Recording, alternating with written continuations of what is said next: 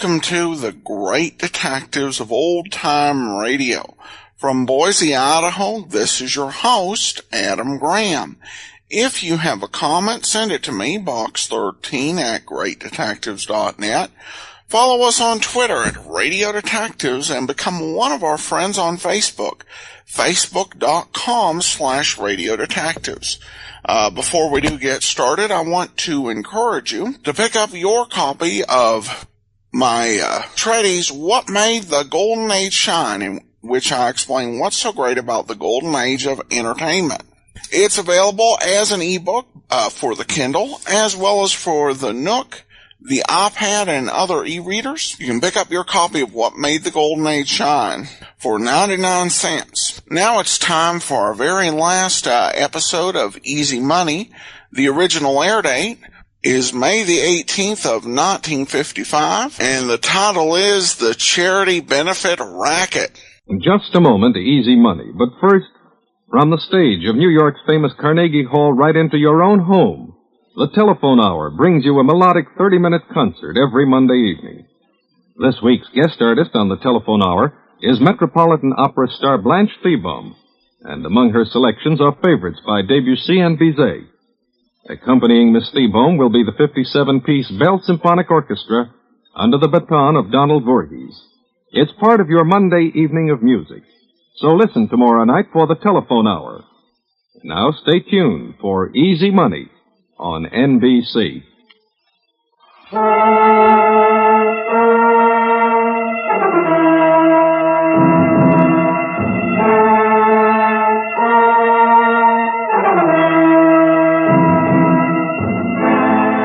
The National Broadcasting Company presents another in a series of programs transcribed to expose the inside secrets of gamblers, racketeers, and conmen. It's called Easy Money. Easy money? There's no such thing as easy money. Mike Trent, the brilliant ex-magician turned rackets detective, has a most revealing story of the charity benefit racket tonight. You're going to enjoy hearing the inside facts on how this swindle works. Now, here he is, the archenemy of the confidence men, Mike Trent. Thank you, Lionel. And good evening, ladies and gentlemen. Tonight's story deals with a percentage gambler and how charity sometimes begins and ends in a con man's pocket. Patsy Ryan, my girl Friday, came into my office a couple of weeks ago, all excited about an idea of hers. Hi, Michael. Hi. Oh, I've just had a brilliant idea. Congratulate me. When you get a bright idea, Patsy, I'm suspicious. It usually means trouble for me and work, but go ahead, give. We're going to throw a party. Oh, no, not me. You don't get me mixed up in any hen party. Oh, no, not you. The Children's Hospital girls, our local committee. Oh, well, that's different. All right, how many tickets am I supposed to buy, and what do they cost? Not so fast. Admission is going to be free. Free? Mm-hmm. Oh, this sounds like a racket. That's the first earmark of every good con game. Well, this is going to be a Monte Carlo party. Oh, the light dawns. Gambling of all kinds. Chuck-a-luck, roulette, dice, blackjack, everything. Yeah, well, that's a swell idea, Patsy. The take should be plenty high. So many people like to gamble, and they can excuse themselves on the ground that it's for a good cause. That's the way I figured. Mm-hmm. All right, well, you'll have to get roulette wheels and chuck-a-luck layouts, and you want to be sure you have competent operators. Oh, that's all taken care of. Not by you, I hope, Patsy. You wouldn't know a good chuck-a-luck operator from a faro dealer. Don't worry. Mr. Lanning has arranged everything. Mr. Who? Lanning, the head of Monte Carlo Nights Producing Company. Oh, yes, it seems to me I've heard about him. You see, he puts on parties like this for organizations all over the country. Mm-hmm. He furnishes the imitation money that people gamble with, and he has a whole crew of game operators. They bring in all the equipment. I see. Well, it sounds like a beautiful setup. Sure, and all we have to do is give Mr. Lanning 30% of the profits. Why, it'd cost us more than that to rent the games. More than what? More than 30% of the profit. How much exactly is 30% of the profits? I don't know. Mm-hmm.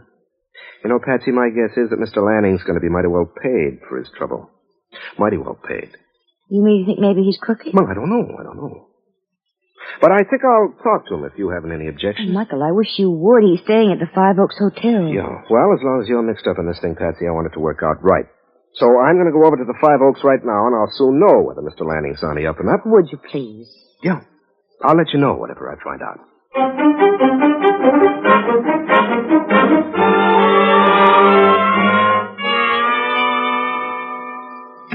How do you do?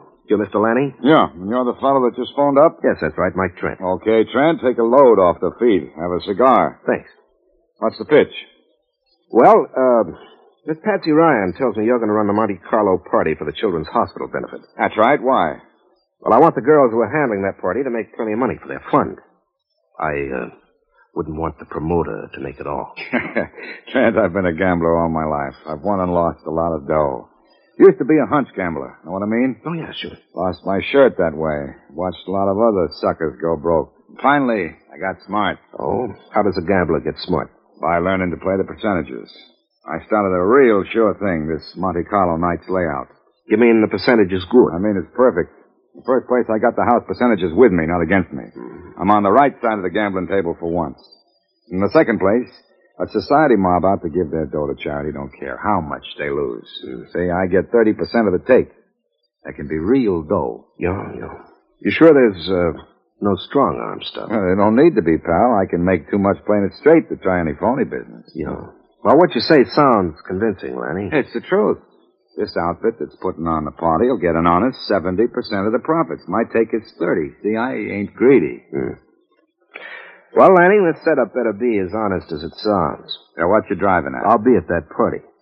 And if there's any funny business... I play the percentages, chum. Don't you worry about me. Yeah, well, just see to it nobody monkeys with those percentages.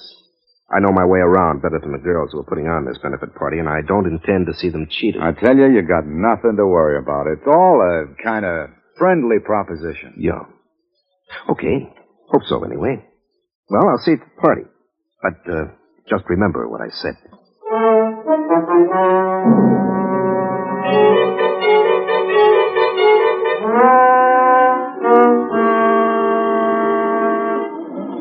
Oh, Mike, I'd say the party's a howling success. I can't remember when I've had so much fun. Well, that's fine, Patsy, but don't be quite so reckless with that imitation money. Michael, it isn't real money. No, but it costs real money, and it's redeemable for real money.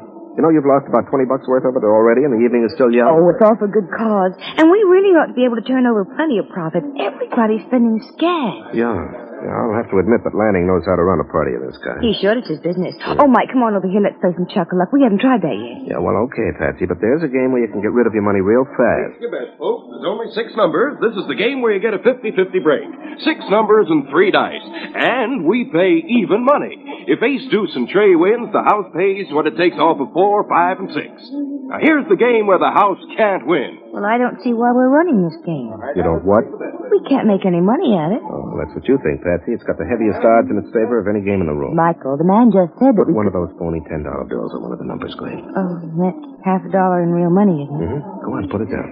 All right, I'll play, 6. Get your bets down, folks. Money on the line. You're already on 6, ain't you, lady? Oh, yes. I guess I'll just play 5. All bets down. And now we spin the little bird cage round and round. Watch the 3 dice in it, folks. Where they'll stop, nobody knows. 5, 5, 6. Well, now let's see. 5 gets 2 $10 bills and 6 gets 1. Here you are. See now how it works, Patsy? What do you mean? Well, there were 6 $10 bills on the line. The house collected 4 of them. Well, certainly, but 3 numbers won. Yeah, and the house paid out 2 $10 bills to number 5 and 1 to number 6. The house collected 4. That leaves a neat $10 profit. Well, I guess you're right, but I don't see how it works. Bets down, folks. Well, I think I'll play the same number. I can't lose anything this round. Another 10 on number 5. All bets down. All numbers covered, and here we go. Round and round the little birdcage goes, and where it stops, nobody knows. And we got 3 5s. So we pay number 5 3 $10 bills. Well, you see, Patsy, this time the house takes in 5 bills and pays out 3. I guess it is a pretty good house game after all. Well, it's the best. You know, this bird next to us is doing all right, isn't he? Yeah, this begins to look like my game. I'm going to risk a few of these $100 bills on it. Well, I hope you're lucky. I most always am. Get your bets down, folks. Oh, we got a big-time Monte Carlo gambler with us this round. $500 on number 5. Oh, Mike, that's really $25, isn't it? Sure enough, Patsy. I thought you figured this green stuff was just paper. Here we go, round and round. And keep it spinning. And they stop at 5. 5. The big-time gambler wins $1,500. Here you are, mister. Thanks. Yeah, I guess this is really my lucky night. Why, he won $75 in real money. Oh, mister, you're certainly lucky. Well, somebody's got to win, sister. What number should I play this time? Oh, try number 3. Yeah, it's a good idea. Should I put the whole 2,000 on it? Oh, that's an awful lot of money. Just paper. Yeah, but it's worth $100. Hey, what's $100 between friends? I'll shoot the works. Oh, big money this time, folks. We'll get your bets down. But please don't put any more on number 3. There's too much there already. All right, now, money on the line. Oh, I'm going to put $10 on number 6. Well, that's the time, lady. Hope you win. All numbers covered? Here we go. And they show 3, 3, and 1. $10 to number 1 and $4,000 to number 3. Well, here you are, mister. I can't lose for winning. Well, guess I'll try something else. See if I'm lucky at cards. All right, folks, here's the game that really pays out the money. Bet down, but put your money on the line. Get a hunch and bet a bunch. The more you bet, the more you win. Patsy, watch that guy. Who? Oh, him. Yeah, see if he gets into the blackjack game. Why? Well, I have a hunch he's going to be awfully lucky there, too. He certainly did well at Chuck-a-Luck. Yeah, I'll say. Too well altogether.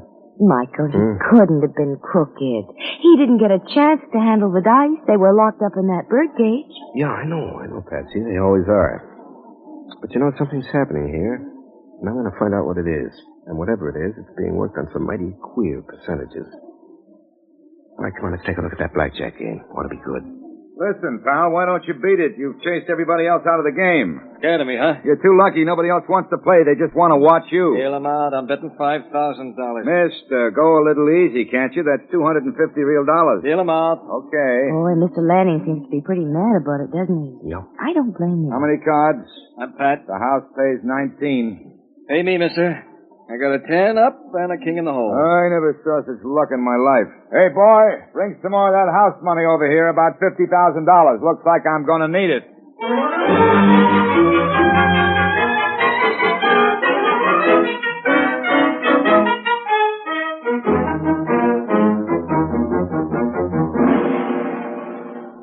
Patsy, it looks to me like the children's hospital girls are being taken right down the line. Oh, Michael, you're crazy. Everybody's playing like mad. The money's rolling in. Just look around. Yeah, sure. The money's rolling in and also out. And it's rolling out right now considerably faster than it's rolling in. What makes you think so? Our lucky friend makes me think so. He won $300 real at the Chuck-a-Luck table while we were there. Oh, yes. And he won $250 on one hand of blackjack. I'll tell him what he'd won before we got over there. My guess would be that he's won at least, $1,000 of real money tonight. Michael, everybody can't lose all the time. You know, Patsy, your friend Lanning gave me quite a line about percentage. My hunch is that he knows his figures too doggone well. I don't see what you're getting at. Well, Lanning gets 30% of the profit, doesn't he? Well, of course he does. He has a contract. Now, 30% isn't nearly as good as 90%, is it? Anybody knows that, but he can't get 90%. Oh, I'm afraid he can't. I don't see how. How much did you expect this party to take in? Oh, Mr. Lanning told I don't care what Mr. Lanning told you. Now, how much did you expect to take in? Well, we thought we might make as much as $2,000. Lanning's 30% would be $600. That would leave us $1,400 to turn in, and that's a lot of money. Sure. But suppose Lanning's chipping you. Oh, he can't be. That's why we use the imitation money, so we'll know exactly where we stand right to the penny. Patsy, just suppose that our lucky friend is working for Lanning. I don't get it. Well, it's so simple I don't know why I didn't think of it before. I'll admit Lanning had me fooled. Michael, you're just trying to find something wrong. I found something wrong, Patsy. I'm sure of it. Now, if one of Lanning's men can win most of the profit... We get 70% of the profit, and that's that. Yeah, but 70% of $100 is only $70. But we'll make lots more than that. Yeah, not the way Mr. Lucky's going. You know, he's betting lots bigger money than anyone else here, and he's winning consistently. You think he's working for Lanning? Oh, yes, I'm sure of it. You see, Lanning and his dealers are simply turning over the profits to this guy, which means that the final profits, which are left to split with your committee, are going to be mighty slim, Patsy. But Lanning gets 100% of the money that goes out to his capper. His capper? His stooge, his assistant, the guy who's doing the big winning. Oh. Well, you're not going to let him get away with it, are you? Well, not if I can help it. Stop it right now, this very minute. No, Patsy. The capper has as much a right to be patronizing these games as anybody else. Now, we couldn't prove a thing. He'd deny he ever saw Lanning before tonight. Oh. And we couldn't prove otherwise, could we? Well, hardly. Of course, you could throw the big cheater out, couldn't you? Well, a lot of good that'd do. We've got to play our own game, not theirs. Maybe they won't play. Maybe they will, Patsy, if the percentage is in their favor. And that's the way we'll make it.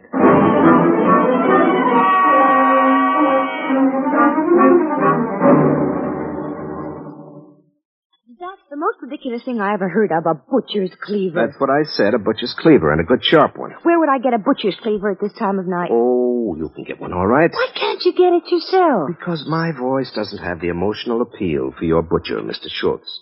If I called him at 11 o'clock at night and said, Mr. Schultz, I wish you'd go down to the market and lend me one of your sharpest cleavers, he'd think I was bad. He'd be right. Well, if he got it, he'd use it on me. But with you, honey, he'll run right down and get it. Now, will you hurry up and get going? Michael, won't you tell me why you want a cleaver? Yours, not the reason why. Yours, but to do or die. Now, kid. Got a dime. You've got about $25 worth of that Monte Carlo money. Sure, but I need a real dime to make a phone call.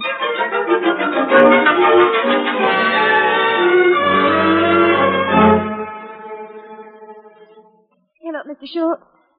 Oh, but I wonder if you'd call him to the phone, please. Oh, well, I'm sorry. Couldn't you please wake him up? It's terribly important. Thank you. Well, hello, Mr. Schultz. This is Patsy Ryan. Mr. Schultz, I wonder if you'd do me a favor. Oh, I knew you would. I want to borrow one of your sharpest cleavers. Cleavers? No, I'm not mad at anybody, but I need it tonight, Mr. Schultz. Now, if you could just run down to the market and get it, and send it in a taxi to me at the ballroom of the Five Oaks Hotel, I'd be so grateful. But I don't know of any other person in town I'd ask to do such a thing for me, but you've always been so nice, and I just knew you would.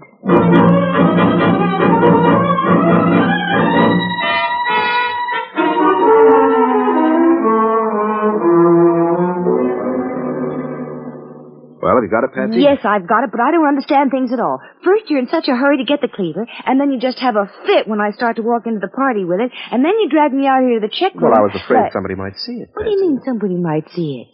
You mean to say you had me go to all that trouble to get this thing, and now you don't want anybody to see it? Right. You catch on mighty quick, honey. Now, we'll just leave it out here for now. You mean you want me to hide this thing? That's right. Mike, Trent, you get crazier every day. Yeah, sure. Now, you go back into the ballroom and find our lucky friend wherever he is and stand and watch him, but admire him. That'll be lots of no fun. A cheating, crooked, lowdown. No. Bad words, honey, bad words. Now, act like you think he's wonderful. And then when I come in, act like you think I'm terrible. And remember what I told you about the follow-up. I get it. All right, get going. I'll see you in a few minutes.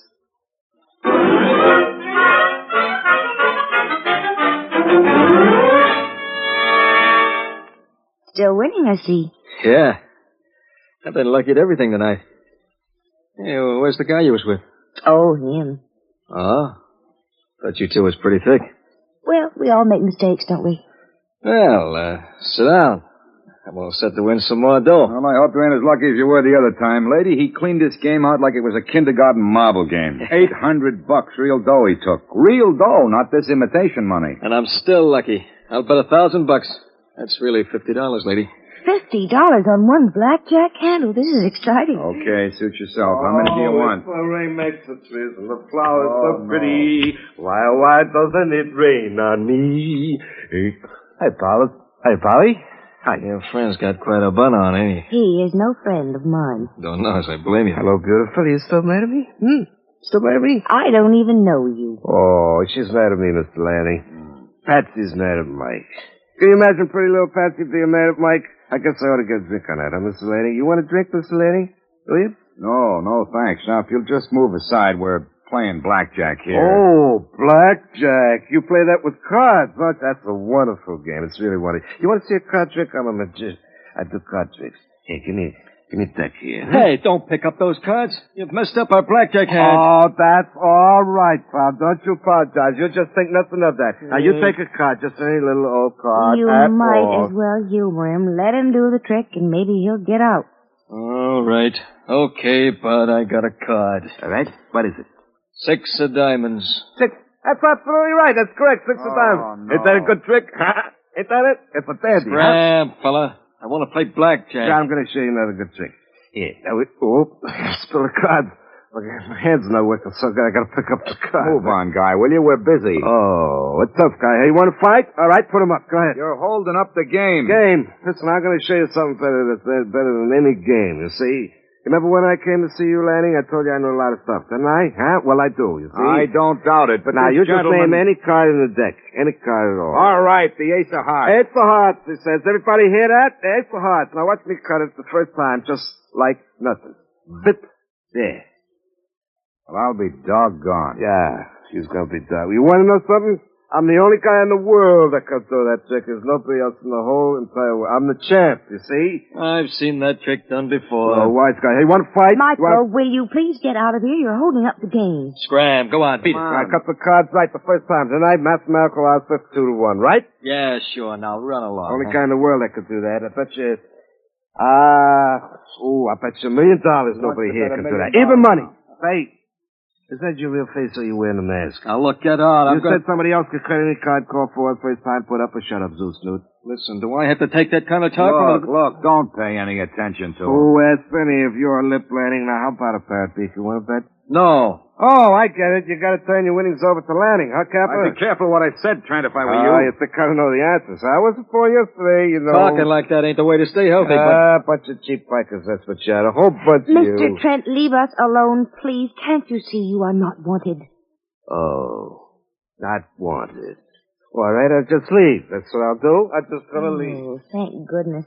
I thought we'd never get rid of him. Guy's too smart for his own good. He's always that way when he's had one too many. I'd like to teach him a good lesson. Well, he'll get taught all right if he keeps talking that way. No wonder somebody doesn't rob him. He goes around in that condition with $2,000 in his pocket.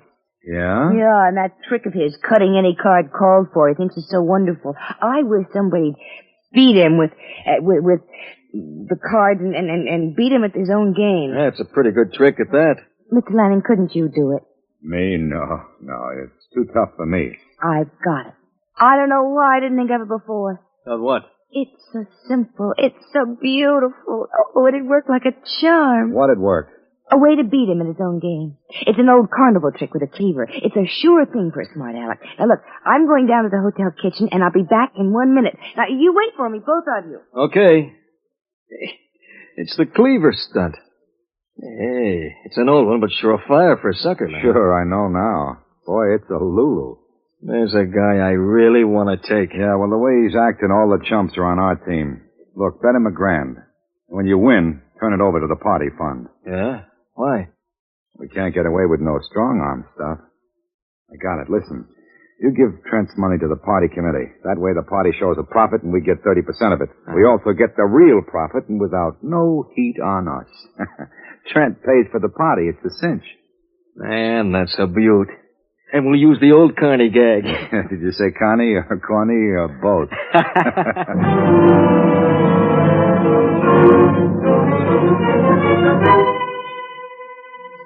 I'll keep the cleaver under my wrap. How about it? Lady, I gotta hand it to you. It's bound to work. There's not a chance for a hitch. It'll teach that Trent the lesson of his life. Do I still love you? Hey, here they are again, the big sports, and little old Patsy. You think they know somebody else that can do my trick, but they won't put up any money on it. Oh, no. The reason I didn't tell you who could do your trick was because I didn't want to brag, Trent. Oh, I didn't want to brag, huh? Right. Didn't want to brag. You mean you old Pelican Peak, you think you can cut any card call for? You better go home before you get lost. I don't think I can do it, huh, Lush? I know you can. I got $2,000 little old dollars right here that say you can't. I'll bet you $1,000 I can. You talking Monte Carlo money or real mint leaves? You don't look like the kind of fellow who could raise that much money. Don't you worry about me. I got it right here. Well, he says he can do old Mike's trick, but I offered to bet $2,000 and he wants to bet half that much. I knew he was a piker, huh? Well, at least he is in full possession of his faculties. Oh, his faculties, sure, such as they are. But if I had all my brains knocked out, I'd still be smarter than he is. You're running a good chance of getting your brains knocked out the way you're talking, Trent. I'll talk. I want action. Now, I'm offering to bet 2,000 real bucks that you can't cut any card called for on one cut. Well, that's a lot of money. What do you people think? If I were you, I'd go ahead and bet 2,000. Teach the guy a real lesson. He's asking for it. Certainly is. Sure, Capper. Ask your boss, the guy you're stooging for. He'll tell you what to do. You better watch that lip, Trent. Oh, don't you worry about me now. Well, how about it? Is my 2,000 covered or isn't it? Yeah, it's covered. Right here. All righty. I will let the little lady here hold the money, eh? Now, Now, let's have everything straight. I name a card, and you're to cut it on one card for $2,000, huh? Right. Are we all set? I'm all set. Okay. Lady, give me the cleaver. Here you are. Cleaver, what's going on here? You'll find out, wise guy. I bet that I could cut any card you'd name in one cut, and I'm gonna do it. Name your card, smart boy. Okay, 7 of spades. All right, 7 of spades. I'd better score up the deck first. Ready? Now. Mighty nice cutting, mister. Well, what's this all about? Looks like you got trimmed, Trent. He cut right through the whole deck with one blow of that butcher's cleaver. Cut every card, right in half. Do you see? He cut your card with one cut. Oh, no. Oh, no, not the 7 of spades. Huh? You didn't cut the 7 of spades. I knew you couldn't. You want to know why? Why? Because here is the 7 of spades from that deck right here. Look it over, Capper. I palmed it off the deck and put it in my pocket. Hey, just a minute. He's right, Lanning. Yeah. There's no 7 of spades in this deck. Oh, you're getting smarter, Capper, but it looks like I win. So, if you don't mind, I'll just take my All right, money. hold on, Trent. Not so fast. This is a frame. You and the girl were working together. The whole idea of this bet was hers. She got the cleaver. Why, Mr. Lanning. Don't try to act so innocent. You framed us. Us? Well, so now you're willing to admit that this fellow's working for I'm you, not huh? admitting anything, but anyway, bets are all off. This was a frame-up. Certainly it was a frame-up, but all bets are not off. You and your stooge thought you were framing me. Instead, I did it to you, so you lose. Why, You'll do what? You don't dare cause any trouble here in front of all these people. Hey, Lanning. Part of that's my own money. $800 of it. You told me to bet the whole 2,000. You're going to have to make it up to me. You idiot. Why, Mr. Lanning, is that any way to talk to a faithful employee? He won't be working for me any longer, I can guarantee that. You bet he won't. And since the evening is still young, this party might wind up making a pretty good profit. You are, Patsy. I'll contribute this $2,000 to the fund right now. Michael, you're wonderful. Oh, don't mention it, Patsy. After all, it didn't cost me much. It'll cost you plenty before I get through with you, Trent. Don't think I'll let you get away with it. Lanning, you're not going to cause trouble for anyone. I'm making a full report on this so-called benefit to the proper authorities. And they'll see to it that this is the last benefit you ever promote. No more easy money, Lanning. From now on, you'll make it the honest way. And for you, that'll really be hard.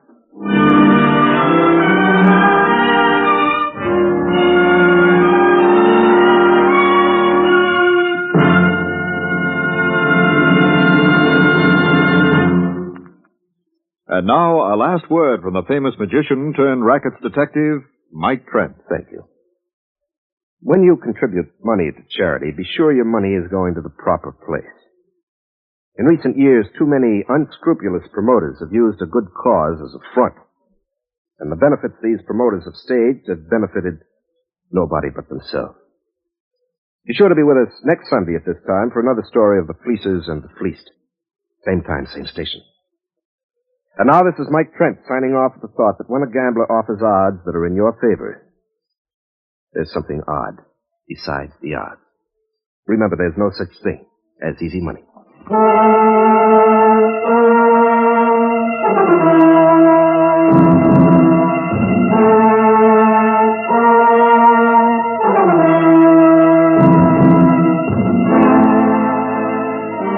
You have just heard another program in NBC's new series, Easy Money, transcribed to expose the inside secrets of gamblers, racketeers, and conmen. Next week, be sure to hear Mike Trent's expose of another Easy Money racket. Featured in tonight's cast were Larry Haynes as Mike Trent, Joan Allison, Jim Stevens, Alan Bergman, and Kenny Delmar. Easy Money is produced and directed by Blair Walliser in association with Anderson and Anderson. Script by George B. Anderson. This has been an NBC Radio Network production. Lionel Rico speaking.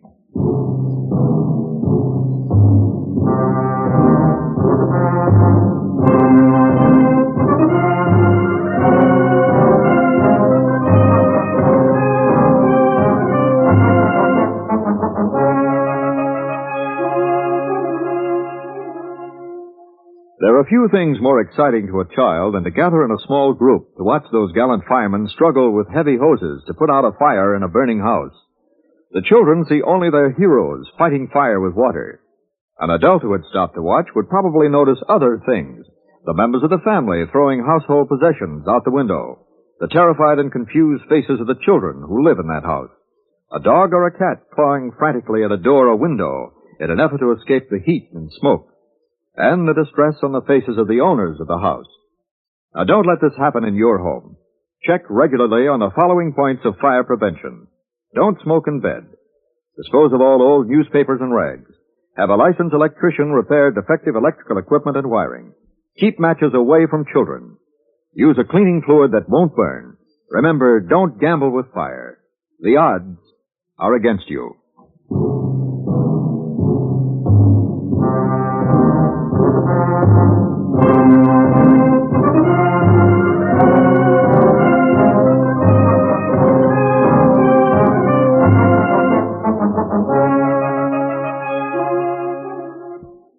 Join your favorite couple, Fibber McGee and Molly, tonight on the NBC Radio Network. Welcome back. Well, this show's always got a nice educational tone, but still manages just to be fascinating and entertainment. And this episode is no exception. And I love how Trent managed to beat the Racket here. Just another great story. And this has been a fun look at this series. I definitely wish there were more episodes, but unfortunately, that's all that's made it into circulation for now. We do have one listener comment I do want to read from Joel, who says, I like this show. Well written, acted, and directed. Trent has a great and distinctive voice of a take charge guy. Another old-time radio discovery, thanks to you, Adam. Joel. Well, thanks so much. And I hope listeners will enjoy next week's discovery as we get into Crime and Peter Chambers, another show from NBC in the mid-1950s. That will be coming next Tuesday.